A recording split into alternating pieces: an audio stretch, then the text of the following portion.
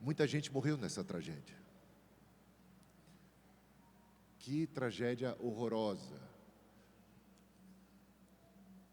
Tem uma passagem da Bíblia que você encontra lá, está registrada em Ezequiel, capítulo 37, que é um vale de ossos secos, cadáveres, uma multidão de cadáveres, ossos secos, uma calamidade, aquilo representando uma nação como um todo. E o profeta é colocado diante daquela cena de um vale imenso, repleto de ossos. E Deus fala com ele, um anjo fala com ele: podem esses ossos voltar a viver? Podem esses ossos voltar à vida? Diante daquele desastre, vendo aquela cena horrorosa e 62 pessoas mortas, é o fim? Ou podem esses ossos, podem esses cadáveres voltarem a viver? Lá estava um pai com uma criança, que ele foi buscar para estar ao seu lado no dia dos pais, hoje. Mas de repente tudo acabou. E será que aquele é o fim? Meus irmãos, o diabo veio para matar, para roubar e para destruir. Ele, através da serpente, levou o homem à queda, ao pecado, e a consequência, a morte, o desastre, a ruína, a miséria. Mas Deus visitou esse planeta, gente. Ele visitou na pessoa de Jesus Cristo, para reverter a maldição da morte, para a morte não ter a última palavra. E a resposta para esta questão que vem lá do céu: podem, porventura, esses ossos voltarem à vida? É sim, eles podem voltar a viver. E eu convido você então a abrir a sua Bíblia em Marcos capítulo 5, a partir do versículo 21. Coloquemos-nos em pé em reverência à leitura da palavra do Evangelho, que mostra o poder de Deus revelado em Jesus Cristo. Aqui é o encontro de um pai com Jesus, por conta da sua filha, do drama da sua filha, é o drama do seu pai. É a dor do coração desse pai que tem a filha prestes a morrer, numa situação irreversível para a medicina, numa situação caótica. Veja só, nesse dia dos pais, esse texto que tem a ver com o pai e a sua única filha, de 12 anos de idade. Todo mundo encontrou? Evangelho de Marcos, capítulo 5, versículo 21. Tendo Jesus voltado do barco para a outra margem, uma grande multidão se reuniu ao seu redor enquanto ele estava à beira do mar. Então, chegou ali um dos dirigentes da sinagoga, chamado Jairo. Vendo Jesus, prostrou-se aos seus pés e lhe implorou insistentemente: minha filhinha está morrendo. Vem, por favor, impõe as mãos sobre ela, para que seja curada e que viva. Jesus foi com ele. Que coisa maravilhosa. Uma grande multidão o seguia e o comprimia. E estava ali certa mulher que havia 12 anos vinha sofrendo de hemorragia. Ela padecera sob os cuidados de vários médicos e gastara tudo que tinha, mas em vez de melhorar, piorava. Quando ouviu falar de Jesus, chegou por trás dele, no meio da multidão, e tocou em seu manto, porque pensava: se eu tão somente tocar em seu manto, ficarei curada. Imediatamente cessou sua hemorragia e ela sentiu em seu corpo que estava livre do seu sofrimento. No mesmo instante, Jesus percebeu que dele havia saído poder, virou-se para a multidão e perguntou: quem tocou em meu manto? Responderam os seus discípulos: vês a multidão aglomerada ao teu redor e ainda perguntas: quem tocou em mim? Mas Jesus continuou olhando ao seu redor para ver quem tinha feito aquilo. Então a mulher, sabendo o que lhe tinha acontecido, aproximou-se, prostrou-se aos seus pés e, tremendo de medo, contou-lhe toda a verdade. Então ele lhe disse: filha, a sua fé a curou, vá em paz e fique livre do seu sofrimento. Enquanto Jesus ainda estava falando, chegaram algumas pessoas da casa de Jairo, o dirigente da sinagoga. Sua filha morreu, disseram eles. Não precisa mais incomodar o mestre. Não fazendo caso do que eles disseram, Jesus disse ao dirigente da sinagoga: não tenha medo, tão somente creia. E não deixou ninguém segui-lo senão Pedro, Tiago e João, irmão de Tiago. Quando chegaram à casa do dirigente da sinagoga, Jesus viu um alvoroço, com gente chorando e se lamentando em alta voz. Então entrou e lhes disse: por que todo esse alvoroço e lamento? A criança não está morta, mas dorme. Mas todos começaram a rir de Jesus. Ele, porém, ordenou que eles saíssem. Tomou consigo o pai e a mãe da criança e os discípulos que estavam com ele e entrou onde se encontrava a criança. Tomou-a pela mão e disse: Talita cumi, que significa: menina, eu lhe ordeno, levante-se. Imediatamente a menina, que tinha 12 anos de idade, levantou-se e começou a andar, e isso os deixou atônitos. Ele deu ordens expressas para que não dissessem nada a ninguém e mandou que dessem a ela alguma coisa para comer. Podem assentar, amados irmãos e irmãs.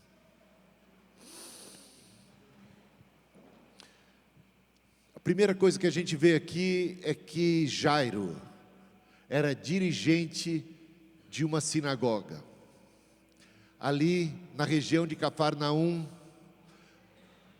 onde Jesus era constantemente hostilizado, exatamente pelos dirigentes da sinagoga. Eis aqui um daqueles que eram adversários de Jesus, que não criam em Jesus, que procuravam a todo tempo desmoralizar a Jesus, confrontavam a Jesus e tentavam de todas as maneiras desacreditá-lo diante da multidão. Eram opositores de Cristo. Ele é chefe da sinagoga. Mas olha só a atitude dele agora. Ele chega diante de Jesus, ele vai procurar a Jesus. Só que ele não vai fazer como Nicodemos. Lembra que quando Nicodemos, que também era líder religioso, vai procurar a Jesus, ele vai procurar a Jesus na calada da noite? Ele vai procurar a Jesus de maneira discreta. Por quê? Porque ele tinha muito a perder se fosse visto procurando a Jesus, conversando em particular com Jesus. Por quê? Porque Jesus não era querido, respeitado, amado, aceito por aqueles líderes religiosos. Agora, de maneira muito surpreendente, o Jairo, chefe da sinagoga, líder da sinagoga, vai procurar a Jesus. Só o ato dele ir procurar a Jesus publicamente durante o dia já é algo que compromete a sua reputação pública como líder religioso de um grupo que não quer bem a Jesus. Mas ele não apenas procura Jesus publicamente, ele se prostra diante de Cristo, ele põe a sua boca no pó diante de Jesus, ele se ajoelha, reverenciando, basicamente o adorando ali naquele ato, publicamente. Mas o que é que fez Jairo mudar de ideia? O que é que fez Jairo chegar a esse ponto? Ele está se humilhando diante de Jesus, e ele não está mais nem aí porque os outros vão pensar dele, para os prejuízos sociais, para o seu status, o seu contexto religioso. O que o move é, meus irmãos, o coração de um pai.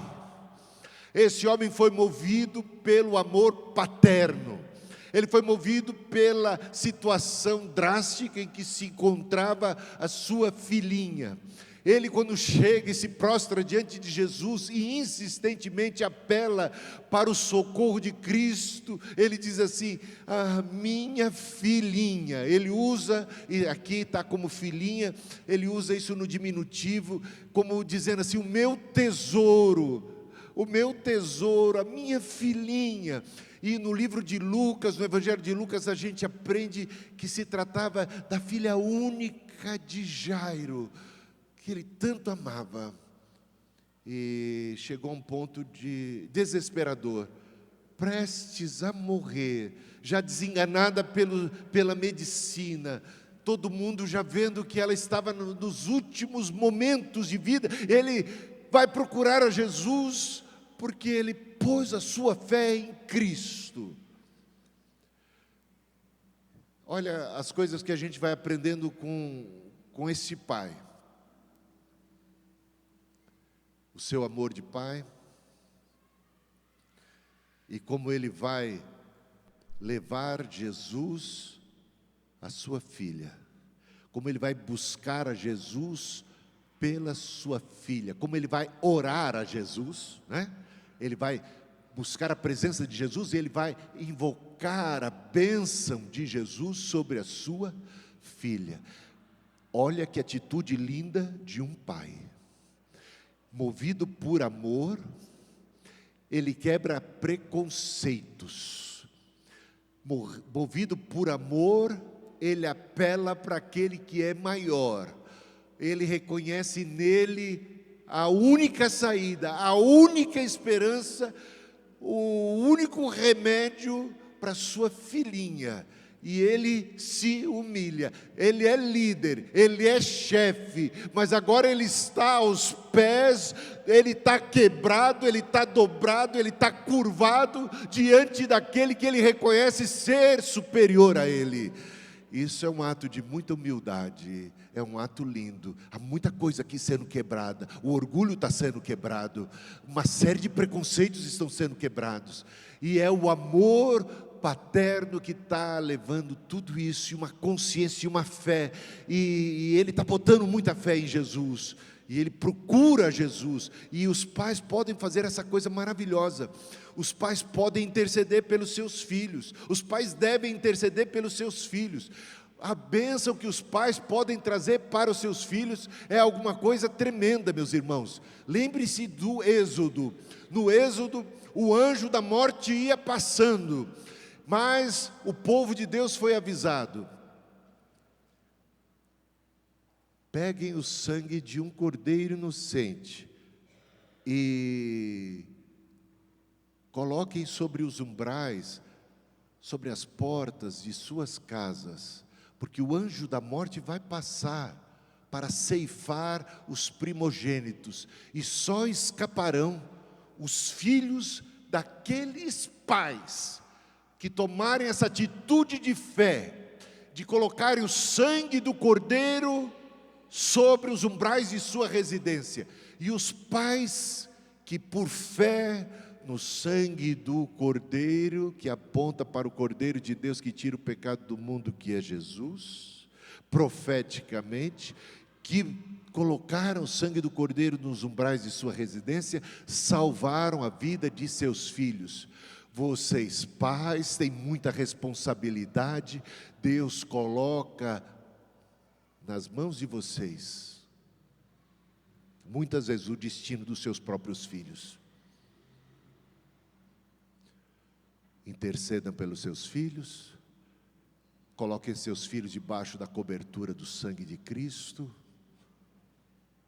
sejam bons exemplos para eles, atuem com amor. Olha o Jairo aqui ensinando tanta coisa. Essa menina, já lemos até a história toda, né? Não tem muito aqui mistério. Essa menina vai ser salva, não vai? Ela vai ressuscitar. E quem é responsável por isso? Claro, Deus, Jesus certamente. Mas quem é que levou Jesus para ela? Você já parou para pensar que você pode ser instrumento de salvação para outras pessoas? Que você pode levar Jesus para outras pessoas? Quando eu tive um despertamento espiritual com 16 anos, eu estava tão feliz da presença de Cristo, como a gente ficou aqui na hora do louvor, adorando, sentindo o céu no meu coração, uma paz de Deus que excede a todo entendimento, a alegria do Senhor, o fruto do Espírito.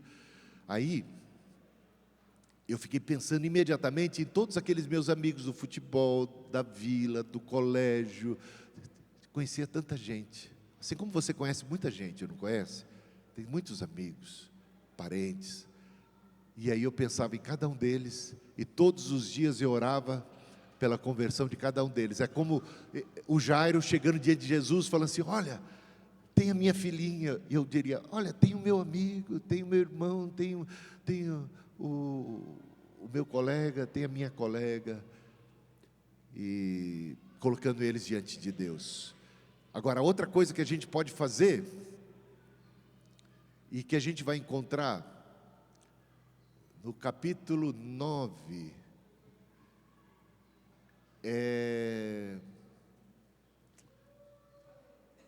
se por um lado a gente pode ir a Jesus em favor de nossos filhos, de nossos parentes, de nossos amigos, do mundo, de tudo mais, podemos levar Jesus às pessoas, nós podemos fazer como aquele outro pai, que tinha um filho que era possuído por espíritos imundos, e que de repente, ele levou esse menino possesso, esse menino oprimido, esse menino escravo do demônio, ele levou o menino dele a Jesus. Esses dois movimentos são maravilhosos. Nós podemos levar Jesus às pessoas e podemos levar as pessoas a Jesus. Você pode inclusive levar as pessoas à igreja, onde a palavra de Jesus é pregada. Você pode levar as pessoas onde Deus está operando, e você pode levar Deus às pessoas, e você pode levar as pessoas a Deus. Esses movimentos são possíveis, e Deus coloca você como um embaixador dele, o embaixador do reino, como alguém que é um mediador, como alguém que é um sacerdote, como alguém como Jairo, que passa a ser uma espécie de sacerdote do lar, o intercessor em favor de sua filha, e que faz o que está ao seu alcance. Sua filha não pode sair daquele leito, ela está moribunda, ela está prestes a morrer, mas ele pode andar, e ele vai até Jesus, ele se movimenta, e ele traz Jesus até ela.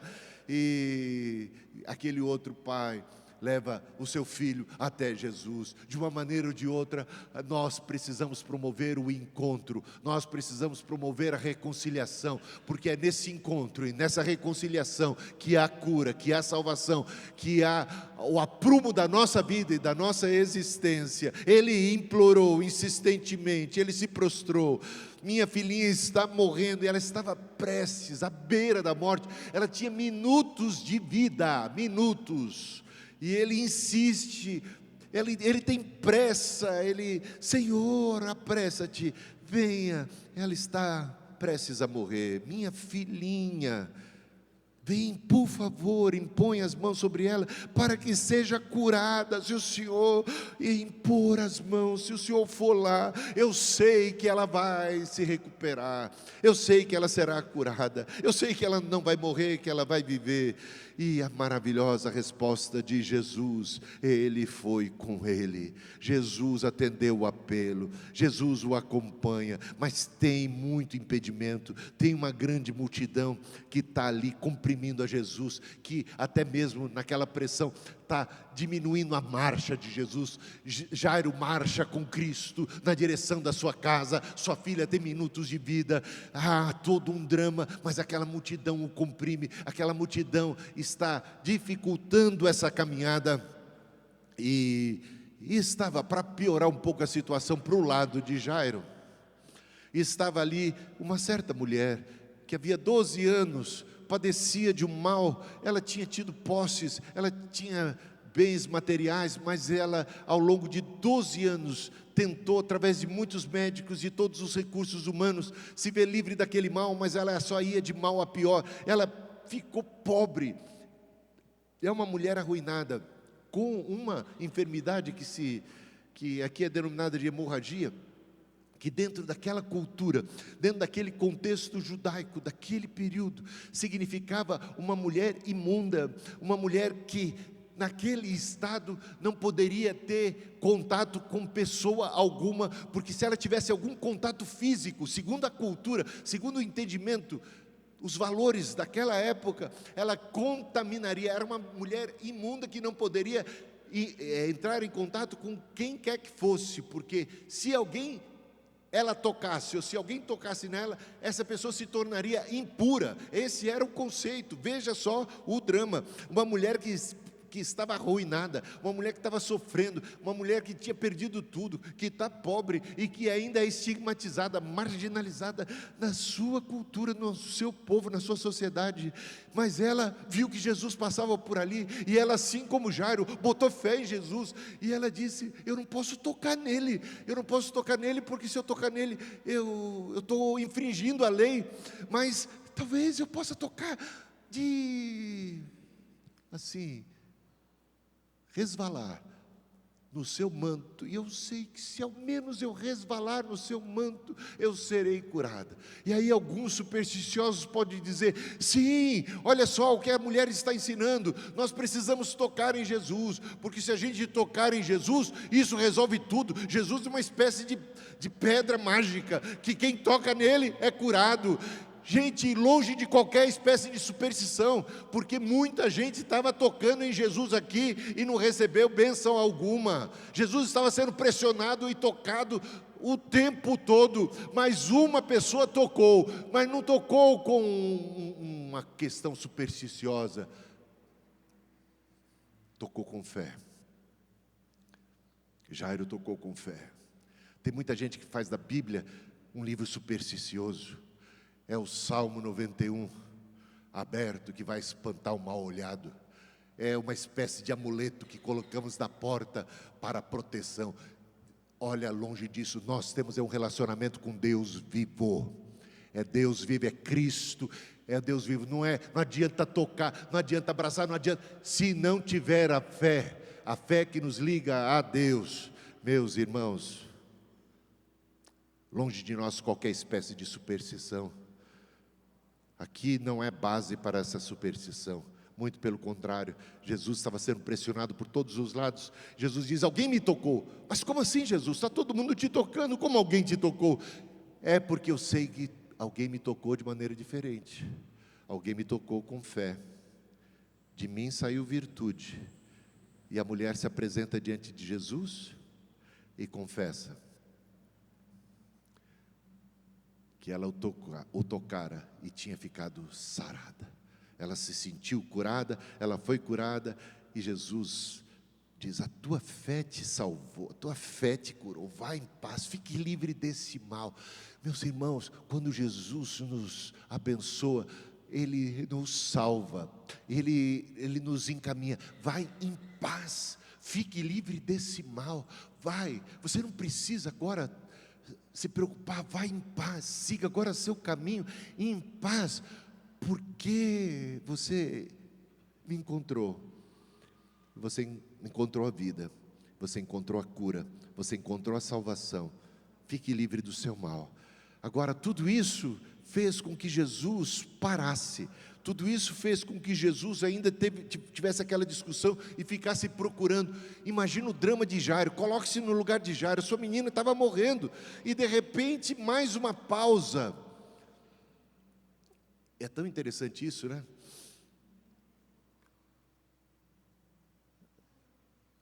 Tem duas pessoas se afogando, vamos pensar, você tem 2 filhos, no dia dos pais eu vou falar uma coisa assim, tem 2 filhos seus se afogando, um do lado de cá, outro do lado de lá, e os 2 estão precisando do seu socorro. Quem é que você vai salvar?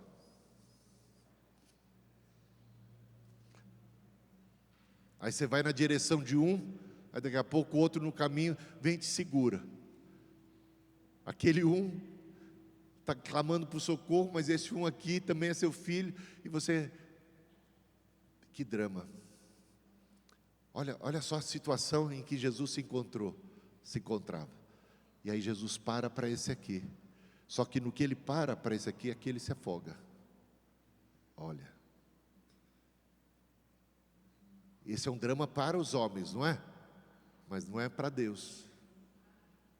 Tem solução. Só que o Jairo não conhece toda a solução e tudo que está. Olha o drama de Jairo. Esse Jairo vai ser provado, gente. Ele é chefe da sinagoga. Ele está botando fé em Jesus. Ele está se prostrando, está se humilhando, está crendo, está insistindo. Está levando Jesus. A multidão interrompe. De repente a mulher também, toda aquela situação atrasa Jesus. E de repente lá vem a notícia terrível que Jairo não queria ouvir jamais. Não incomodes mais o mestre, sua filha morreu. Já era. Acabou. A morte acabou, chegou a morte, gente.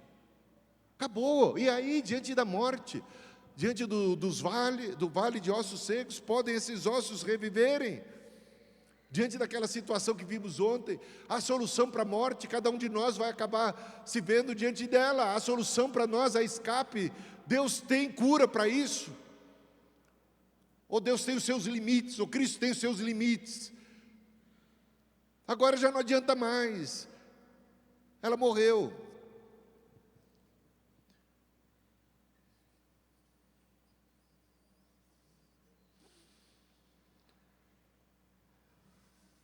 Veja, versículo 35, sua filha morreu, não precisa mais incomodar o mestre. Agora, olha a atitude, a reação de Jesus, porque nesse momento Jesus vê o Jairo abalado. Versículo 36, não fazendo caso do que eles disseram, Jesus disse ao dirigente da sinagoga, não tenha medo, tão somente creia. Como não ter medo, meus irmãos? Você acabou de receber a notícia da morte da sua filha.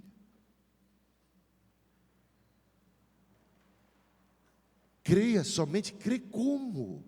Como assim crer? Acabou a esperança, a morte bateu, a morte é definitiva, a morte é poderosa. As pessoas aqui vão chorar a morte é cabal, a morte é um terror. Agora, ele não deixou ninguém segui-lo, senão os que têm fé. Pedro, Tiago e João. Eu quero ver como é que você se coloca diante desse cenário. Você está na turma de Pedro, Tiago e João que continuam a crer em Cristo? Você está com Jairo que continua a crer a despeito de tudo e segue? Ou você vai ser como aqueles da multidão que dizem, já não resta mais esperança, é o fim, acabou, e vão ficar para trás, meus irmãos? Se creres, verás a glória de Deus, mas quem não crê, vai ficar para trás, não vai seguir a Jesus. Quando chegaram à casa do dirigente da sinagoga, Jesus viu um alvoroço, porque naquela época eles contratavam inclusive as carpideiras, gente para tocar flauta, gente para chorar, tinha que lamentar. O velório durava 7 dias, 7 dias de choro, de pranto, e tinha que chorar muito, e era todo um cenário tenebroso de lamento, e lamento, e choro, e lamento. Então, isso é que Jesus observou. Já tinha começado o alvoroço, já tinha começado o choro das carpideiras, com gente chorando e se lamentando em alta voz, desespero, angústia, gritos horripilantes. Então entrou ele e lhes disse: por que todo esse alvoroço e lamento? Como se a morte tivesse a palavra última e definitiva. Eu sou a ressurreição e a vida. Quem crê em mim, que ainda que esteja morto, viverá. Eu sei que ele disse isso em outro contexto, foi num outro funeral, mas cabe muito bem aqui. Por quê? Por que todo esse alvoroço? Por que todo esse lamento? Podem esses ossos reviverem? Será que podem? Para quem não acredita, choro, lamento é o fim, é desgraça, a morte triunfou, acabou, já era. Que infortúnio, que desgraça, que lamento, terminou assim. A criança não está morta, mas dorme, disse Jesus. Ele estava dizendo que ela não tinha morrido de fato? Não, ele não estava dizendo isso. Ele estava usando uma espécie de eufemismo para deixar a morte mais bonita. Não, morte é uma passagem, a morte é uma coisa bonita, a morte é uma coisa linda. Não, ele não estava usando nenhum eufemismo. Ele só estava dizendo o seguinte: o que está diante de nós, esse quadro de morte, é simplesmente passageiro, como alguém que dorme e logo acorda e desperta, e vocês vão ver. É o lado transitório dessa situação. A morte não tem a última palavra. Ele, porém, ordenou que eles saíssem. Mais uma vez, os incrédulos, os que celebram a morte, os que dão para a morte esse grau de última, de poder maior, poder último, poder estratosférico, saiam. Ele toma consigo o pai, a mãe, e os discípulos Pedro, Tiago e João, e com eles entram dentro do quarto. Ali, Jesus, diante da menina morta, Pedro, Tiago e João, o pai, Jairo e a sua esposa, ali. E eles vão contemplar algo fantástico. Jesus toma aquela menina morta pelas mãos e fala em aramaico, que era a língua que Jesus usava. Jesus não falava hebraico, né? Poderia até falar hebraico, mas com o povo era aramaico. Talita cumi, que significa: menina, eu te ordeno, levanta-te. E ela se levantou, ela andou e ela vai comer. Eis aqui um prenúncio da Páscoa. É dito que ela era virgem. Se você pega Jeremias, capítulo 31, fala de uma virgem, de Israel como uma virgem, e olha que Israel não era virgem, né? Ou seja, tinha adulterado o povo, estou falando, com tantos ídolos, com tanta coisa, mas Deus olha para aquele vale de ossos secos e diz: esta virgem vai se levantar e ainda vai dançar. Ele vai restaurar o seu povo. Ele é poderoso para fazer aquele vale de ossos secos virem à vida, ressurgirem como povo. Meus irmãos, a morte não é o fim. O Senhor é o Senhor da vida. Ele tem poder para ordenar, e na sua palavra, naquele santo e bendito dia, os mortos ressuscitarão. Mas hoje, se ouve a palavra de Deus aqui, quem tem uma condição de morte espiritual, quem está gelado, quem está frio, quem está como um filho pródigo, quem está morto espiritualmente, quem está com seu relacionamento rompido com Deus, quem está vivendo distante, quem está numa condição, às vezes, daqueles que estão numa multidão de incredulidade, podem ouvir a voz do Senhor e podem reviver espiritualmente. A voz de Cristo é poderosa para a ressurreição espiritual, e ela é poderosa para, definitivamente, provocar a ressurreição física plena e definitiva. Aquela tragédia, a gente fica pensando, meus irmãos, quantos morreram na Segunda Guerra, na Primeira Guerra, quantos morreram de dengue, quantos morreram de Covid, quantos morreram de acidente, quantos morrem de bala perdida, quantas mazelas nessa vida. Mesmo aqueles que vivem bastante, que vivem cerca de 100 anos passa rápido. Eu estou com 61, já passei da metade. É um sopro na vida da gente, não é? Mais cedo ou mais tarde, vamos para o beleléu, como eu falo assim. Vamos morrer. Ou eu enterro você, ou você me enterra. A morte, essa coisa, que draga, que consome tudo. Mas o Deus da vida, o Criador dos céus e da terra, Ele mandou Jesus, o seu único Filho, por grande amor que Ele tem, para reverter a maldição e para proporcionar para aqueles que estão numa miséria danada, como é o caso daquela mulher, no desespero, na angústia, no ostracismo, encontra resgate em vida. E aquela menina morta, aquele pai desolado e aquela mãe encontram a restauração, a ressurreição. E tudo isso fala de uma ressurreição maior e definitiva, porque não bastaria, meus irmãos, não seria um final tão feliz assim, que ela ressuscitasse, vivesse mais uns 30, 40, 50 anos, a estimativa de vida naquela época era muito pequena, em média 35, menos de 40 anos de vida, a maior parte das pessoas era o que se vivia naquela época. Ela tinha 12, ia viver mais uns 30. E aí? Ia morrer de novo, ia acabar a história. Mas o Senhor veio para mudar esse cenário. Se creres, verás a glória de Deus. É um pai que tem muito a nos ensinar. Ele não desistiu, sua resiliência é extraordinária. Que resiliência! Buscou a Cristo com fé, com instância intercedeu por sua filha, se prostrou, se humilhou, quebrou preconceitos, caminhou, se deparou com uma multidão, se deparou com aquela pausa que para ele era interminável, enquanto a sua filhinha se ia, ela morre e tem aquela palavra, não adianta mais, é o fim, acabou. Ele continua, ele insiste, ele vai ver a ressurreição da sua filha.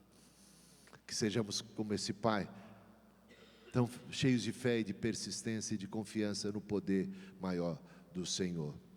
E o melhor, poder levar Jesus para a vida, para a ressurreição, não apenas física, mas espiritual. Levar Jesus para dentro de casa. Coloquemos-nos em pé e vamos ter um momento de intercessão.